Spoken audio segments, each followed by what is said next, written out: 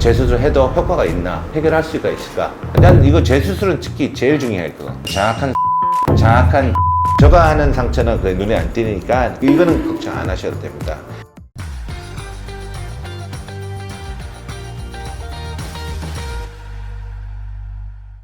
안녕하세요. 정로지는 ST 성형외과 전문의 김상태입니다. 반갑습니다. 다시 돌아왔어요. 시청 전에 꼭 구독, 좋아요 꼭 부탁드립니다. 잊지 마세요. 구독은 꼭 해주세요. 구독, 좋아요. 오늘은 다양한 고민으로 눈 및 지방 재배치 수술, 재수술에 대해서 고민하시는 분이 많을 거라고 생각합니다. 눈 및 지방 재배치 수술 후 재수술이 필요하고 고민하시는 분들이 제일 많이 궁금한 그 질문들을 모아서 오늘 이 동영상을 준비하였습니다. 꼭 끝까지 보시고 도움을 받았으면 좋겠습니다.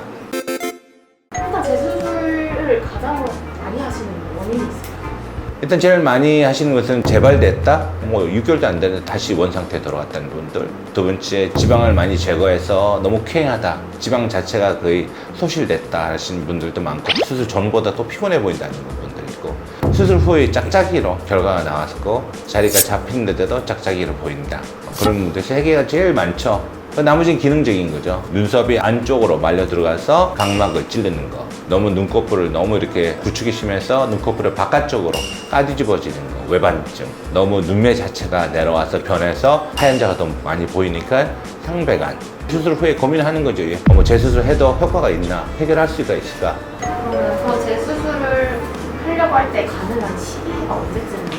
기본적인 거는 6개월 후에는 어느 정도 수술이 할 수가 있는 시기가 됐다는 뜻인데, 근데 케이스마다가 다 틀리죠. 2번 이상 하신 분들은 그 조직 자체가 많이 구축이 와 있어요. 구축이 6개월 갖고는 많이 풀리지가 않아요. 그래서 좀 더 시간이 필요할 수가 있어요. 그러니까 좀 심하지 않은 분들 6개월 안에 할 수 있는데, 좀 심하신 분들 1년까지 더 기다리라 하거든요. 그리고 또 문제는 기능적으로 문제 있는 분들 있죠. 각막증 손상 올 수도 있고, 건조증이 올 수도 있고, 환자가 일상생활을 못할 정도, 그리고 불편함이 있을 때는 6개월 안에도 우리가 어느 정도 수술 가능할 수가 있습니다. 오히려 그 부작용, 각막 손상 같은 거 이런 것을 예방하기 위해서. 그래서 제가 수술 후 4, 5개월째 내원을 권유를 드리고 있습니다. 4, 5개월 정도 오시면 대충 우리가 이거는 재수술이 필요할 수 있다. 수술 방법이라는 거 다 설명해 드릴 수도 있고, 그 시기를 우리가 잡아 드릴 수가 있습니다. 그럼 혹시 눈 밑 지방 재배치 재수술의 회복 기간이 더 오래 걸릴까요? 일반 수술보다? 지방 재배치 첫 수술이 얼만큼 안쪽에 있는 상처들이 많이 생성돼 있나, 콜라겐이 생성돼 있나, 구축이 얼만큼 있느냐에 따라서 솔직히 두 번째 수술할 때 그 붓기나 회복이 결정 나거든요. 그리고 또 수술 방법에 따라서 또 결정이 나고요. 평균적으로는 재수술은 회복이 좀 더 느리죠. 원래는 6개월에서 2년 걸립니다. 모든 상처 6개월 잡는 것은 최하예요. 미니멈 6개월 때 수술 받는데 이것이 다시 또 상처를 다시 만드는 거니까 좀 더 길어질 수밖에 없죠. 회복이 평균적으로 지금까지 경험한 것은 30%에서 50% 좀 더 길어진다 생각하시면 됩니다. 그러면 그 수술 초반에 멍이나 붓기 같은 것도 첫 수술보다 오래 걸려요? 그렇지 않을 수도 있어요. 근데 평균적으로 좀 더 멍이 더 든다고 생각하셔야 돼요. 좀 더 붓기가 좀 더 생긴다고 생각하셔야 돼요. 간단한 시술로 해결할 수 있는 재수술 분들이 있어요. 지방 재배치했는데 지방을 너무 제거를 하시는 분이에요. 근데 지방 제거를 주입만 하고 지방만 재배치 정리만 해야 되면 첫 수술보다 더 멍이 더 없고 회복이 더 빨라요. 그만큼 조작이 작으니까요. 케이스 바이 케이스 틀리는데 평균치를 30%에서 50% 좀 더 길어진다 생각하시면 돼요.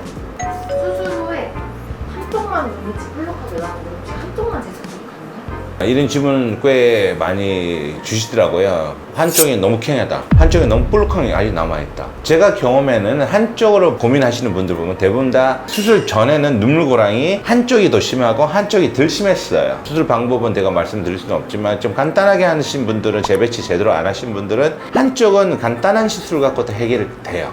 근데 한쪽은 눈이 마음에 드는 거예요. 눈물고랑이 해결되니까 간단한 시술가. 근데 반대쪽은 눈물고랑이 진한 분이 있어요. 그쪽은 절대로 전통적인 지방 재배치와 제가 말씀한 수술 방법을 재배치를 하지 않은 한은 그 눈물고랑이 남아있거든요. 그 때문에 약간 짝짝이를 보이고 한쪽 눈이 해결 안 됐다 오신 분들하고 고민하시는 분들이 많아요. 그쪽에는 눈물고랑을 재배치 제대로 하면 수술이 가능하죠.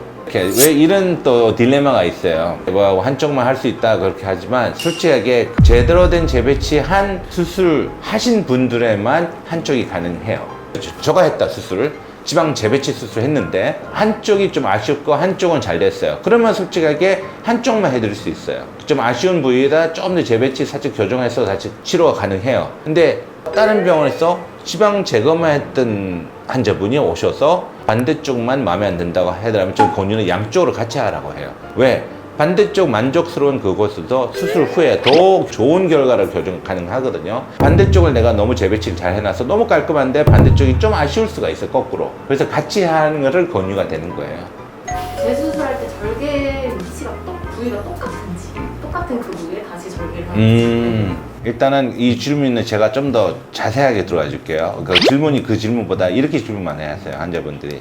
그 전에 상처가 남아있는 분들이 있어요. 수술을 하고. 절개법 지방 재배치 하신 분들, 하안금 성형 수술 하신 분들이죠. 그분은 눈 밑에 보면 상처가 있어요. 그 상처도 같이 없애달라는 거예요, 수술하면서. 그러니까 선생님마다 틀리지만 많은 환자분들이 보면 눈썹에 1mm 아래서 절개선이 있어요. 근데 솔직히 1mm에서 2mm 선 안에서는 제가 할 수가 없습니다. 옛날 상처에서 똑같은 애를 들어가든지 아래 위로 새로운 상처를 만드는데 저는 눈썹에서 2mm에서 아래에서 절개 들어가거든요. 그 안에 포함되어 있을 때는 그 상처를 같이 제가 제거할 수 있는데 근데 그 외 위에 있으면 눈썹에 더 가깝게 있으면 그 상처 제거할 수가 없어요. 옛날에는 그 상처 그대로 남아있고 새로운 상처 만들면 문제가 되지 않나. 제가 하는 상처는 그 눈에 안 띄니까 그 눈에 거의 보이지가 않을 거예요. 이거는 걱정 안 하셔도 됩니다. 옛날 그 상처만 남아있을 수 있어요. 2mm 내하는 것은 제가 하기가 권유되지가 않습니다. 약간 눈썹이 바깥쪽으로 까대집어질 수가 있어요. 제가 하는 상처는 그 눈에 안 띄니까 이거는 걱정 안 하셔도 됩니다. 원장님이 혹시 재수술을 하기 전에 중요하게 생각하시는 게 있어요? 이 환자분들이 각자 고민이 틀리잖아요. 만족도가 낮기 때문에 고민을 하시는 건데 저는 객관적인 것은 솔직히 어느 정도 해결책을 찾아서 그분을 해결해 드리는 것이 맞다고 생각해요. 수술도 하셨는데 자기의 기대치가 있는데 어느 정도 그걸 맞춰 드리는 게 맞다고 생각하는데 오래 경험 있는 노하우를 갖고 있는 성형외과 의사는 어느 정도 주관적인 것도 맞춰 드리는 것이 하나 의무라고 생각합니다.